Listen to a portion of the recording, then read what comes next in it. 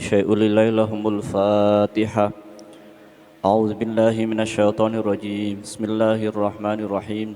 الحمد لله رب العالمين الرحمن الرحيم مالك يوم الدين إياك نعبد وإياك نستعين اهدنا الصراط المستقيم صراط الذين أنعمت عليهم غير المغضوب عليهم ولا الضالين آمين.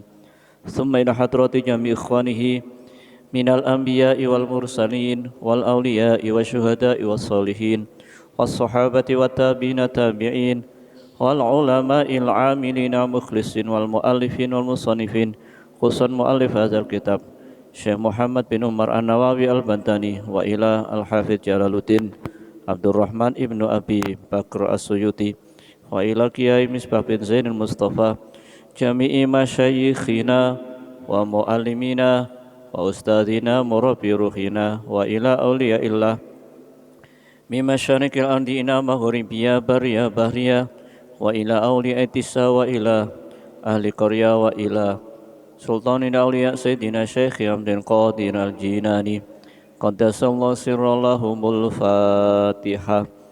A'udzu billahi minasy syaithanir rajim. Bismillahirrahmanirrahim.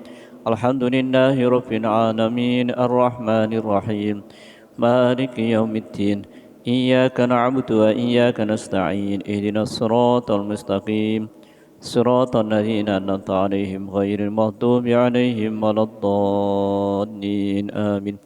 Tsumma ila ruhil qubur minal muslimina wal muslimat wal mu'minina wal mu'minat al ahya'i minhum wal amwat min masyariqil ardi wa maghribiha bariya bahriya khususan aba'ana wa ummahatina wa ajdadana wa jaddatina wa masyayikha masyayikhina wa min qafin min ladun adama ila yaumil qiyamah wa ila man waqafa hadzal masjid wa ila man waqafal baiti ila masjid wa ila jami'i muassis Masjid Al-Ihsan wa ila jami'i muassis Nahdlatul Ulama Hadratus Syekh Yahya Haji Hasyim Asy'ari wa ahli baiti wa ahli silsilati wa li ahli qaryah BPN wa li jami'i hajatina wa hajatikum min hawaiji dunya wal akhirah lahumul Fatihah.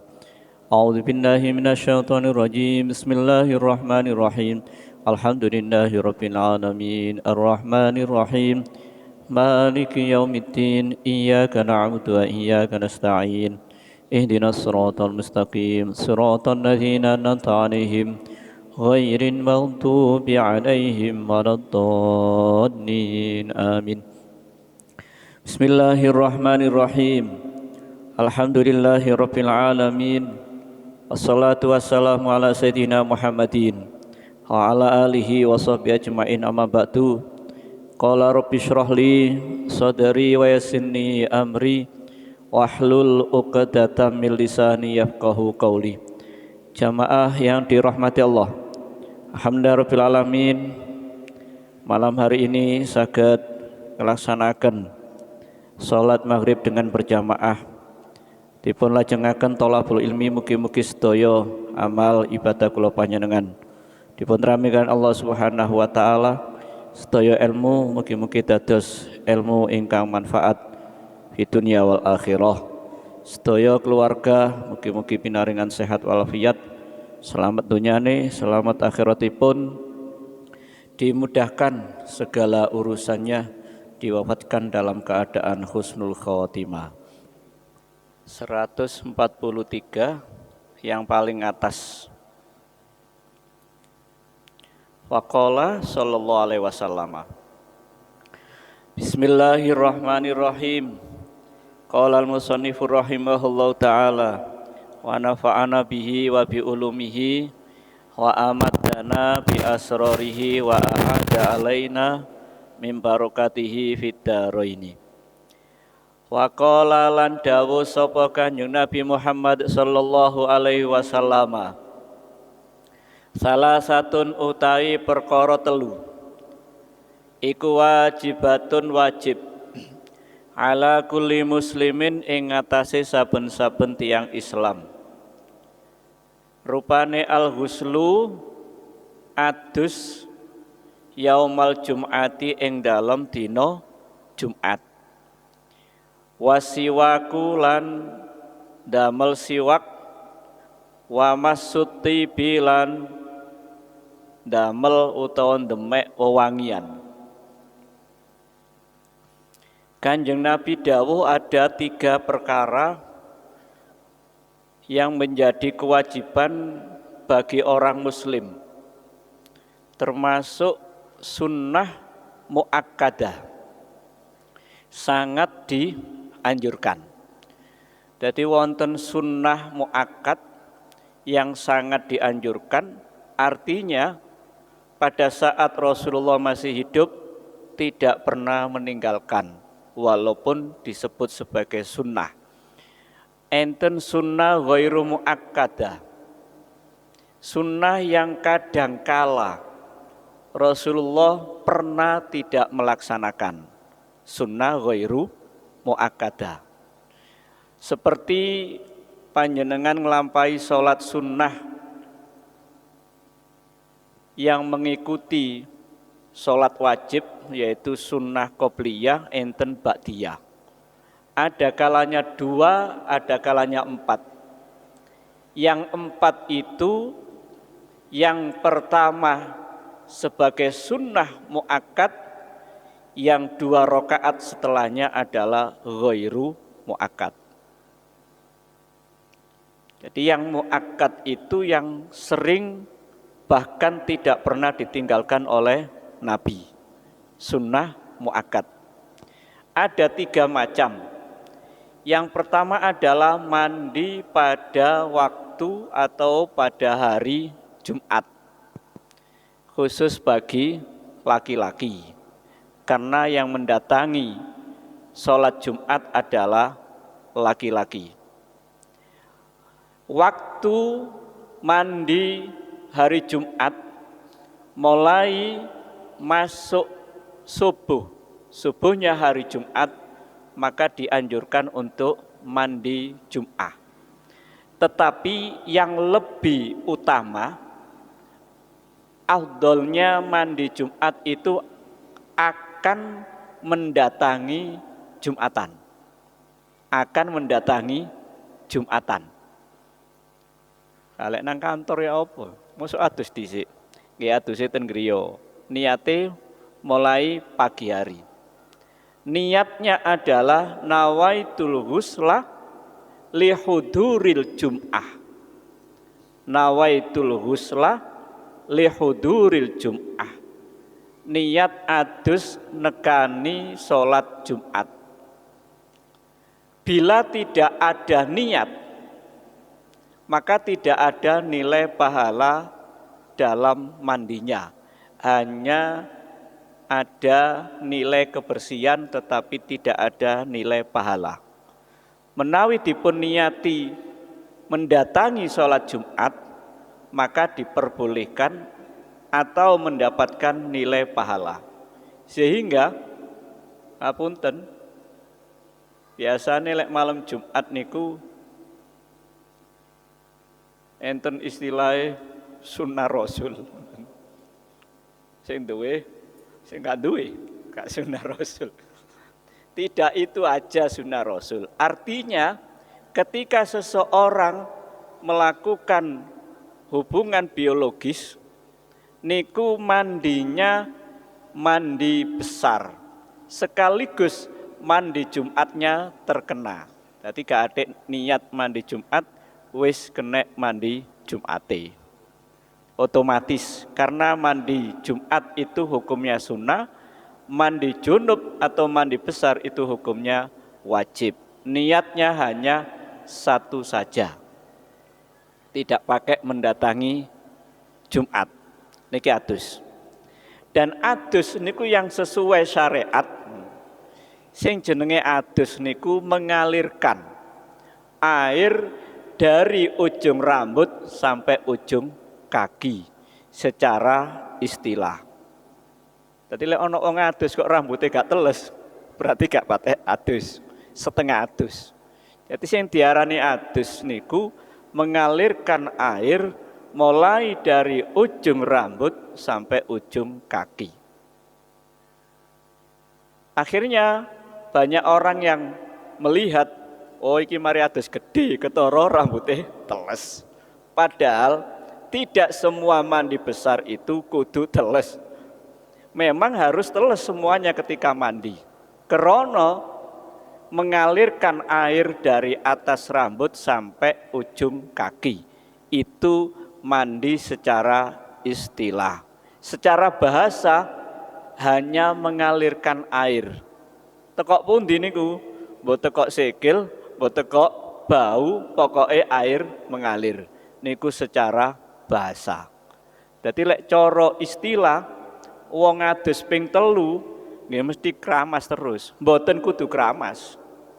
Tidak harus keramas. Yang penting rambutnya niki dibasahi. Rasulullah mengajarkan kita ketika akan mandi tidak langsung dari ujung rambut, tetapi membasahi dulu ujung kakinya. Jadi sikil nisor niki diwehi banyu supaya ada corongoten pemanasan dulu.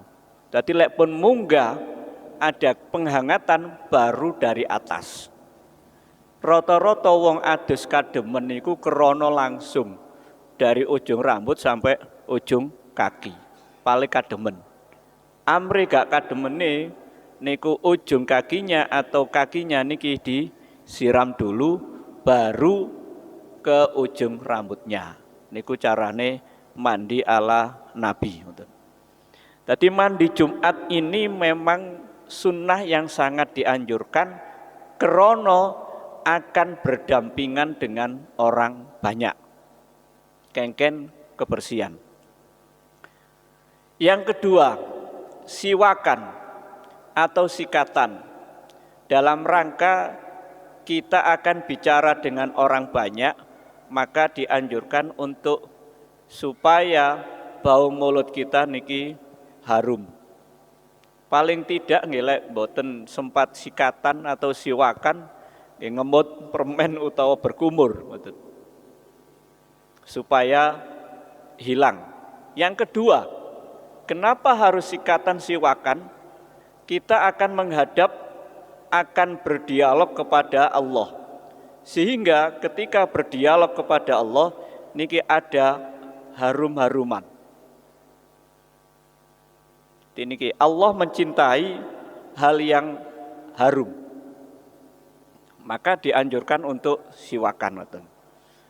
Yang ketiga, kita akan membaca ayat min ayatillah. Maca surat Al-Fatihah. Sebaiknya dalam kondisi mulut bersih tidak berbau. Sehingga mohon maaf ketika khotaman khotmil, mari mangan ngaji maneh. Jane ya kurang apik ngoten. Soale bau mulut dan masih ada ngoten. Berkumur, paling tidak berkumur untuk menghilangkan kotoran yang ada di dalam mulut. Niku siwakan. Siwakan atau sikatan. Sangat dianjurkan. Yang ketiga adalah wamassut thayyibi. Memegang atau memakai parfum minyak wangi. Kanjeng Nabi niku menawi memakai parfum. Jadi parfum Rasul niku banyak macamnya. Tetapi di antara para sahabat akan tahu, oh iki parfum yang dipakai Rasul dan Rasul akan lewat. Jenenge cara Arab mereka minyak ambar. Jadi minyak ambar niku terbuat dari bermacam-macam tumbuhan. Harumnya niki boten begitu menyengat ngoten. Ketika Rasulullah memakai minyak krana biyen boten enten semprotan ngoten. Dioleskan tangan kiri, kemudian diambil sebagian lalu ditaruh di alis beliau ngeten. Alis. Setelah baru dari alis kemudian temukan kedua tangannya diusapkan di rambut beliau. Jadi mboten ten awak tok tapi ten rambut barang. Iku biyen. Ati minyak kena kayak minyak rambut, ya minyak awak, ya minyak klambi. Sakniki beda-beda. Lek rambut dhewe, lek klambi dhewe, lek body awak ya dhewe-dhewe. Pati telu minyak ya. Rambut, nah ngoten. Maka ketika Rasulullah pergi kemana saja, ngoten, membawa sisir untuk merapikan rambutnya.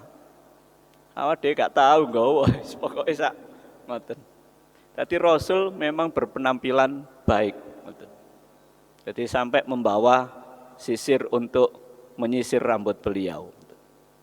Niki sangat ditekankan. Waruwiyalan dipun ceritaaken an Aisyata saking Sayyidah Aisyah radhiyallahu an. Anan Nabiya baris kedua saking ngandap. Anan Nabiya sak temene Kanjeng Nabi Muhammad sallallahu alaihi wasallam iku kala dawuh sapa Kanjeng Nabi. Salasun utawi perkara telu. Hunna kang utawi salasun. Alaiya ing atase ingsun iku faridhatun wajib. Wahunna utawi salasun tiga perkara lakum keduwene sira kabeh iku sunnatun sunnah.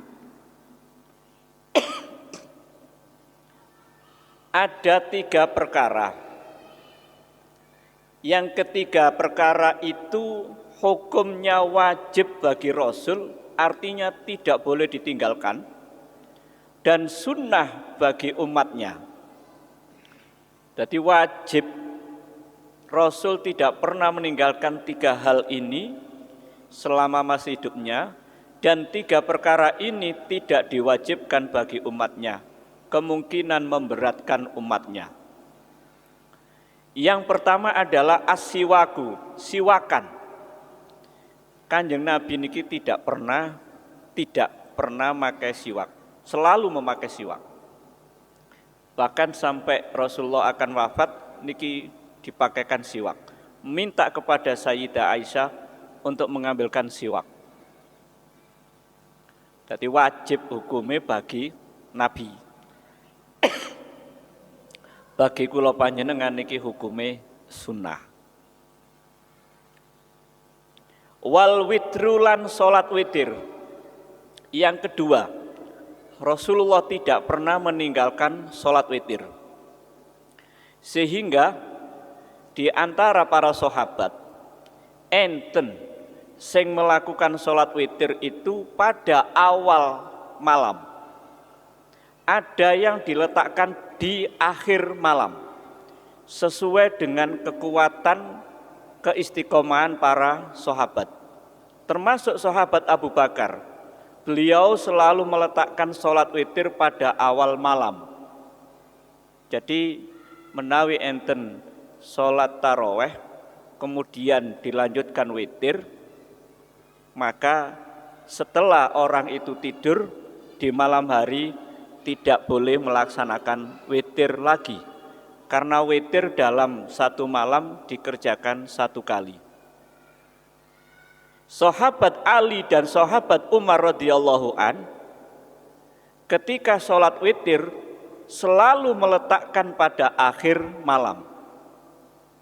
Soalnya sahabat Ali kali sahabat Umar niki kuat selalu bangun malam. Jadi mantun cara taraweh mantun witirnya diletakkan setelah malam. Setelah tidur kemudian sholat sunnah yang lainnya baru ditutup dengan witir. Menawi kula panjenengan witir di awal, apakah boleh sholat selain sholat witir? Diperbolehkan. Diulang sholat hajatnya boleh, sholat tahajudnya diperbolehkan. Jadi mboten terus lek wis ditutup gak oleh sholat maneh mboten. Jadi ditutupi niki minangka bahwa Rasul pernah sholat witir di awal malam, juga pernah sholat witir di akhir malam. Niki jagani umate. Kadang wong niku ben bengi mesti tangine, onten kerono kecapean kepayahan sehingga malam tidak bisa bangun. Sehingga witirnya diletakkan di awal. Niki. Minimal sholat witir niki 1 kali. Yang menjadi perdebatan pada saat sholat taraweh. Witir kok loro karo siji. Witir kok loro karo siji. Niku menjadi perdebatan. Jadi ditingali dari lafadznya niat. Ulama-ulama salaf mensiasati lafate niat niku usolli sunnatan minal witri. Jadi enten kalimat minal witri, sebagian dari witir. Loro niku genep boten witir. Akhirnya ditambah siji usolli sunnatan. Boten pakai minal witri tapi sunnatal witri. Sing pertama usolli sunnatan minal witri. Sebagian ngoten. Iki ngono bagian dari witir ngoten. Dadi niku disiasati dengan lafaz min, bagian. Mboten langsung usolli sunatan witri mboten. Di antara cara melaksanakannya wonten kalane 3 rakaat. Nah niki 3 rakaat niku langsung 1 salaman. Itu dilakukan oleh Rasul ketika Rasul melaksanakan sholat malam atau sholat taraweh, disebutkan ngoten jumlahe 11. Jumlahe 11 ditutup kali 8 ditutup karo 3 jadi 11. Lah ana sing 8 ditutup karo 2 karo 1 niki. Dadi 8 11 niku 8 ditambah 3 langsung dadi 11. Niku yang biasa dilakukan di Masjid Muhammadiyah. Dadi 8 karo 3 langsung dadi 11. Rasul pernah seperti itu. Sedangkan yang dilakukan oleh masjidnya Nahdien NU niku biasane sing dilakukan sholatnya Sayyidina Umar. Taraweh sampai 21 ngoten. Niku beda yang dilakukan. Jadi kanton jenengan sing pundi? 8 pokoke cepet nang mari nang wis. 8 cepet nang mari nang wis. 8 yang berkualitas. Sing ana sing 20 ya sing berkualitas, 23 ngoten. Nggih. Nggih mboten usah diperdebatkan. Sing diperdebatkan sing gak salat ae. Sing wis salat diperdebatkan. Tambah gak gelem salat. Salat witir niki dilakukan di malam hari.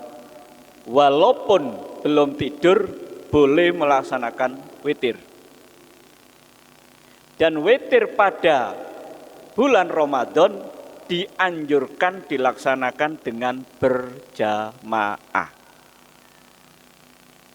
Dianjurkan disunahkan dengan berjamaah. Niku salat witir khusus pada bulan Ramadan saja. Selain bulan Ramadan dianjurkan sendiri-sendiri. Jadi sholat sunnah niku enten sing dianjurkan dengan berjamaah, enten sing tidak dianjurkan dengan berjamaah. Lalu bagaimana dengan adanya sholat duha yang dilakukan dengan berjamaah? Apakah itu dianjurkan apa tidak? Tidak ada anjuran untuk berjamaah. Kenapa ketika setelah mengaji pada waktu subuh, kemudian selesai pada saat duha dilanjutkan sholat duha? Itu dalam rangka taklimul muta'alim, artinya mengajari para jamaah. Mubah hukume, boleh berjamaah, boleh tidak melaksanakan berjamaah. Jadi makanya enten di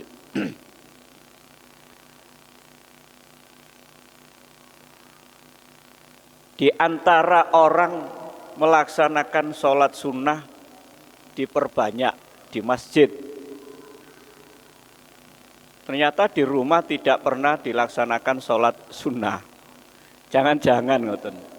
Ketika pulang dari masjid krono suwe, sing wedok ngenteni, suwe nih, akhirnya hati geger, gara-gara sholat sunnah suwe ten masjid. Kalau yang wanitanya, istrinya menyadari bahwa sudah terbiasa melaksanakan sholat sunnah di masjid, mboten enten masalah. Jadi rumah itu ada haknya bagi seorang muslim ketika sholat sunnah memang yang baik adalah di rumah. Ketika membaca Al-Quran juga di rumah. Dua hak rumah ini yang sangat dianjurkan agar rumah ini ada nilai ibadahnya atau ada cahayanya pada saat malam tiba. Ati loro niki mawon. Maca Quran karo salat sunnah. Cara nang masjid nggih salat sunnah, nang omah nggih salat sunnah. Yang ketiga, yang wajib hukumnya bagi Rasul yang tidak pernah ditinggalkan adalah qiyamul lail. Bahasane niki qiyamul lail. Boten salat hajat, boten salat tahajud. Mendirikan atau ibadah pada malam hari. Ibadah pada malam hari itu bebas. Kenapa ibadah pada malam hari? Podo-podo salat sunnah antara salat hajat di pagi, siang, sore, malam, maka salat sunnah yang sangat dianjurkan adalah pada saat malam hari. Artinya jenengan nggak ada hajat. Hajate mantu utawa sunatan awan, mosok salate bengi. Nggih salate isu. Sunnah hajat. Krana awane enten hajat utawa bengine menene hajate baru dilaksanakan. Maka yang mana yang lebih baik? Salat sunnah siang hari atau malam hari? Maka yang baik adalah pada malam hari. Rasulullah pernah sholat. Ketika malam hari sholat piyambekan, karena Rasulullah pada waktu sholat itu dialog langsung. Maka yang dibaca, 2 rakaat niku yang dibaca, ada surat Al-Baqarah, ada surat Ali Imran, ada surat An-Nisa. Saking enake. Enten jamaah, mboten jamaah sahabat melok dadi makmum. Tapi mboten demek, momoroten burine ngoten. Ketika mengikuti Rasul ngoten. Pada rakaat pertama suwene. Mari surat Al-Baqarah ditambah surat Ali Imran. Padahal surat Al-Baqarah niku 2 juz setengah. Ngadeg tok ngene. Sahabat tingkatane sahabat pomane awak dhewe. Sahabat sing ngrasakno suwene. Soale mboten saged komunikasi langsung. Ketika selesai sholat, sahabat sing melok jamaah niki ngomong ngeten. Seandainya bukan Rasul tinggal ngalih. Seandainya bukan Rasul tinggal ngalih. Kadung melok dilalah sing diwaca sampai sakmono. Maka itu diikuti oleh sebagian salafus saleh, lek bengi salat tahajud berjamaah. Krono asal usulnya Rasul salat sendiri, kemudian ada yang mengikuti. Pada suatu hari Rasul juga sholat 2 rakaat, tetapi yang dibaca hanya 1 ayat. Dibalen-baleni sampai subuh. Rasulullah menangis. Surat Ar-Ra'd. Duko ayat pinten ngoten. Baleni ngoten. Sampai menjelang subuh. Hanya 1 rakaat. Sehingga ini dibuat oleh para ulama salaf, gak usah agak-agak. Kul huwa diputer, balik meneh kul huwa sampai subuh kul huwa. Boleh diulang-ulang ngoten. Tidak harus sampai banyak ngoten. Sesuai dengan kemampuan. Jadi ini Rasulullah. Begitu juga Rasul pada saat malam tiba ngoten. Pernah Rasul tidak bangun. Nggih, mboten salat. Bagaimana ketika Rasul tidak melakukan sholat, mengganti sholat yang 2 rakaat itu diganti setelah sholat duha 12 rakaat. Kula panjenengan gak tau ganti. Jadi loro ditinggalno diganti 12 rakaat setelah sholat duha. Jadi ngodoi sholat menurut fikih tidak hanya kodok sholat fardu kemawon, sholat sunnah niku dikodoi diperbolehkan dalam rangka menjalankan istiqomah.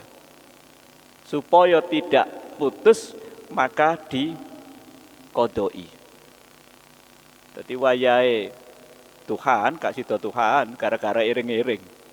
Mulai subuh wis budal. Akhirnya entek sholat duhae. Oleh dikodoi. Mbo bengine tapi nggih gak apik bengine. Ngodoine nggih pada saat sholat sing apik pada saat waktunya duha.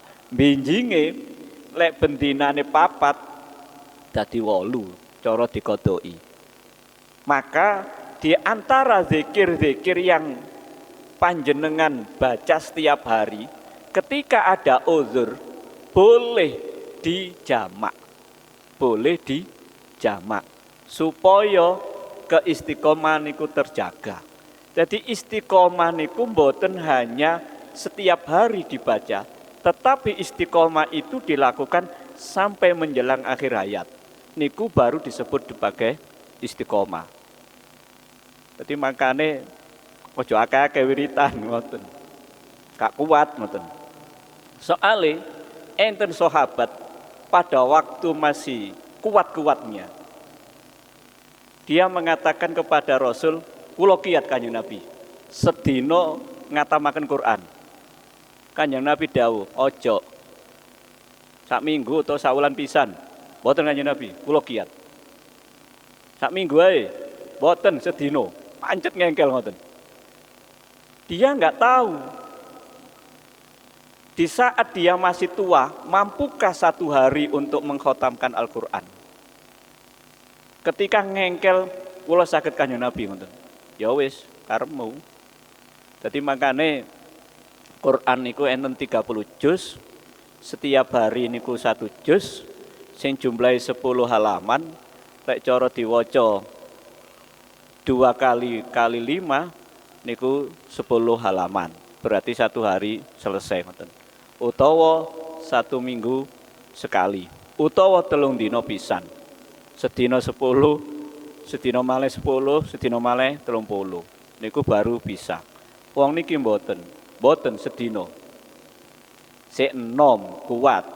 Begitu sudah tua, lapor ten Kanjeng Nabi. Ternyata leres njenengan Rasul, kula mboten kiyat. Kandhane gak percaya ngoten. Niki.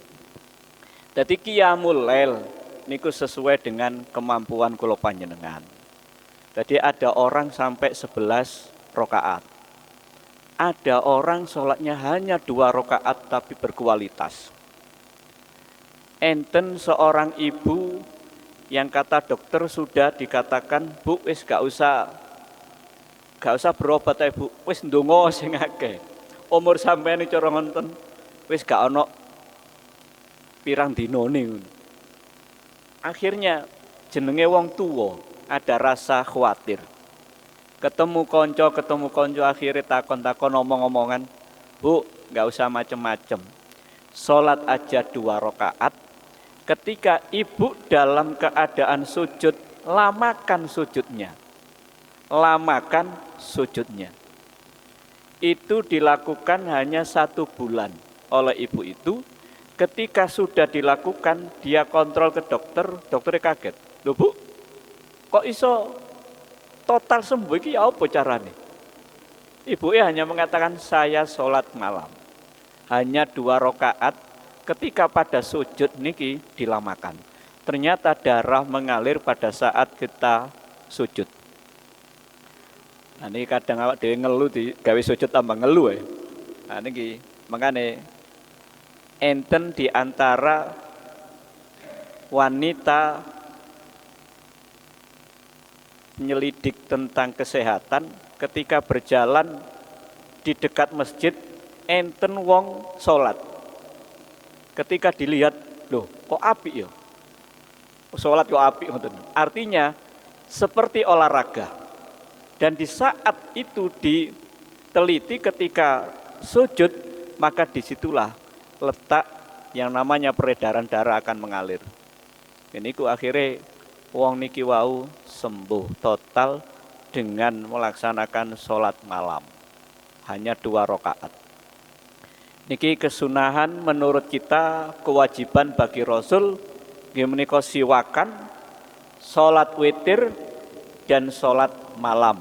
Ini hukumnya sunnah bagi kita, wajib bagi Rasul. 3 macam. Wa qala lan dawuh sapa Kanjeng Nabi Muhammad sallallahu alaihi wasallam 144. Tibu padha gawe ya wangi-wangi sira kabeh afwahakum ing pira-pira mulut cangkem sira kabeh. Ai bi izalati raihati tegese ngilangi ambu al karihati kang den gedhingi minha saking tutuk utawa saking hawa. Bisiwaki kelawan damel siwak. Fa innahu mongko setune mulut iku tariqul Qur'ani dalane maca Qur'an. Tadi menawi badhe maca Quran sebaiknya dihindari bau-bau yang tidak menyedapkan.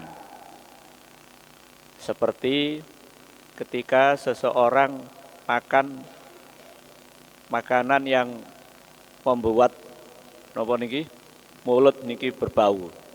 Nek cara ten Indonesia niki napa niku? Pete utawa jengkol utawa bawang. Niku mambu. Maka dianjurkan untuk dihilangkan baunya itu. Dengan cara apa? Ini ki wau. Siwak. Niku bisa menghilangkan bau ketika membaca Al-Qur'an. Karena mulut ini adalah sarana untuk membaca kalimat ayat-ayat dari Allah. Wa fi hadisin rawahu Tabrani an Ibnu Mas'udin bi isnatin hasanin takhallau fa innahu nazafatun wan nazafatu tad'u ilal iman wal imanu ma'a sahibihi ay fil jannati wal makna akhriju ma bainal asnani minat ta'am bil khilalu fa inna zalika nazafatu lil fahmi wal asnani. Dados membersihkan gigi yang ada di sela-selanya gigi, kemarin dikatakan oleh Rasul makruh hukume menghilangkan makanan, sisa makanan yang ada di gigi niki dengan alat selain kayu siwak. Nah, saniki lek ten warung ten restoran enten tusuk gigi ya. Nah, niku duduk kayu arok niku. Niku cara Rasul tidak diperbolehkan karena bisa menyebabkan sakit gigi. Jadi nusuke niku wau. Beda dengan podo-podo kayune, kayu arak, maka itu bisa membersihkan. Jadi kebersihan itu bisa menarik keimanan dan keimanan itu bisa bersamaan orang yang membawa iman itu ke dalam surganya Allah dengan cara membersihkan sela-sela gigi dengan kayu siwak. Jadi nambah iman. Tapi ini gak umum ya. Ini paling gawa siwak paling lek pas wayahe salat. Kadang lali gak nggawa. Soale siwak niki kaya mboten umum ngoten. Sing pun biasa mbeta siwak nggih digawa siwake ngoten. Niki siwak. Jadi bisa menjadikan seseorang itu imannya bertambah atau menarik keimanan dan iman itu bersama orang yang melakukan atau yang mempunyai iman itu ke dalam surganya Allah. Niki termasuk anjuran keutamaan orang memakai siwak pada waktu membaca Al-Qur'an.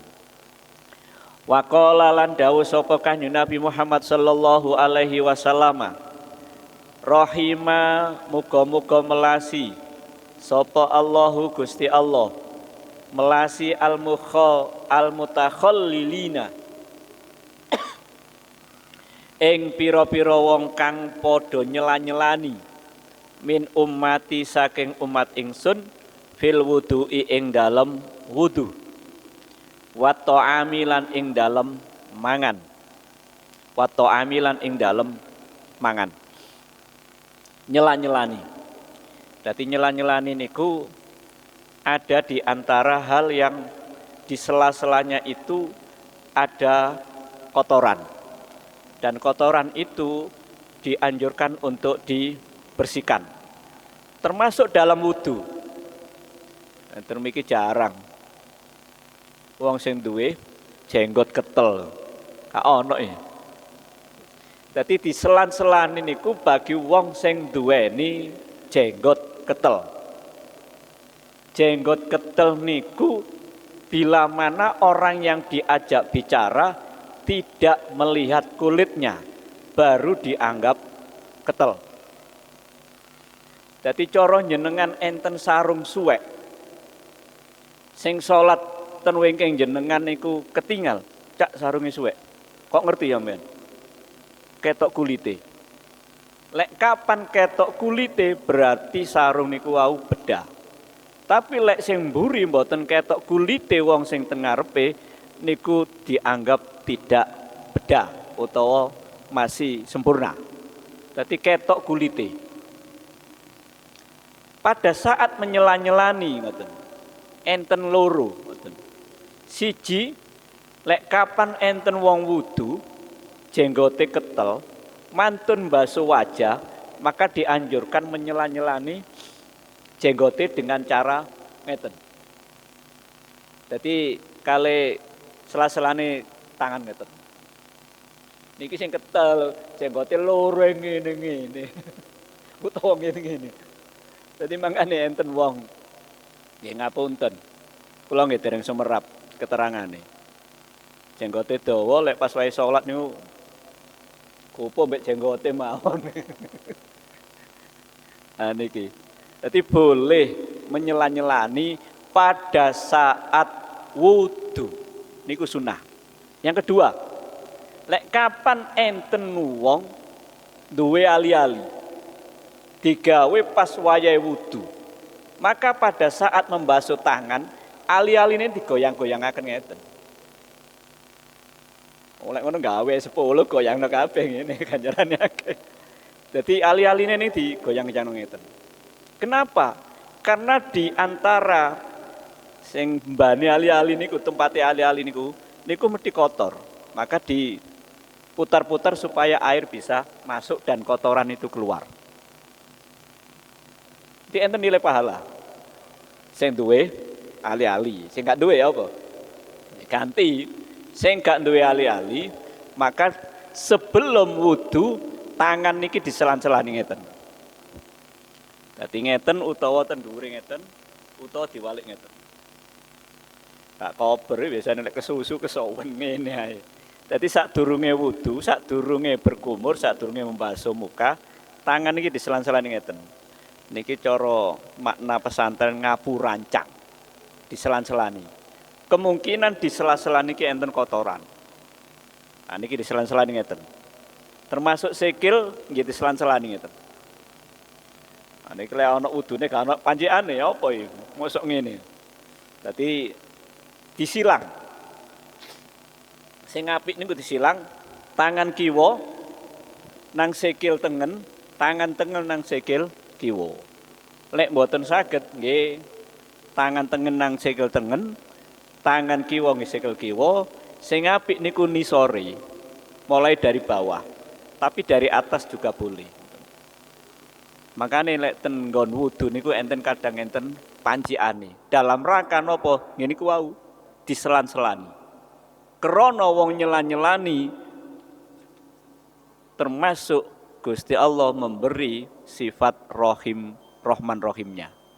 Niki di antara ulama-ulama salaf apa diwehi pancikan supaya damel nyelan-nyelani niki. Wudu. Yang kedua adalah pada saat makan. Gini wau dilangi. Lah masalah diilangi niki wau. Gak ono kayu siwak onoke tusuk gigi kayu tusuk gigi niki wau. Nah niki diantaranya. Jadi da'a Kanjeng Nabi ndongaaken lahum maring wong sing nyela-nyelani birrahmati dengan kasih sayang lihtiyatihim karena adanya ati-atine ngoten. Berhati-hati, bersungguh-sungguh di dalam ibadah. Napa kok mboten diilangi bekne wong niki wau pada waktu salat krana dereng siwakan utawa sikatan enten sebagian ngoten.